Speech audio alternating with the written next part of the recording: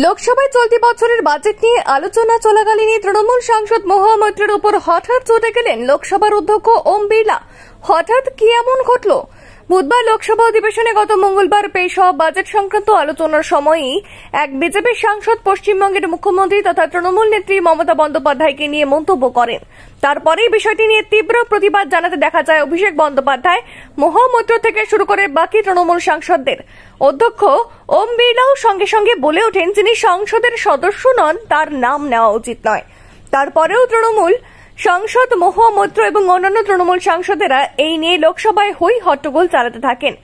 মহুয়া মৈত্র তখন অধ্যক্ষ ওম বিড়লার কাছে দাবি করেন যে বিজেপি সাংসদ মমতা বন্দ্যোপাধ্যায়কে নিয়ে মন্তব্য করেছেন, তাকে অবিলম্বে সাসপেন্ড করা হোক। মহুয়ার এই মন্তব্যের পরেই রেগে যেতে দেখা যায় ওম বিড়লাকে। তিনি পাল্টা বলেন, আপনি আমাকে নির্দেশ দেবেন? না না না, আমি এটা হতে দিতে পারি না। তখন অভিষেক বন্দ্যোপাধ্যায়কেও বলতে শোনা যায়, মমতা বন্দ্যোপাধ্যায় সংসদের সদস্য নন, তাও তার নাম নেওয়া হয়েছে। এক্ষেত্রে শাসক দলের উচিত ক্ষমা চাওয়া।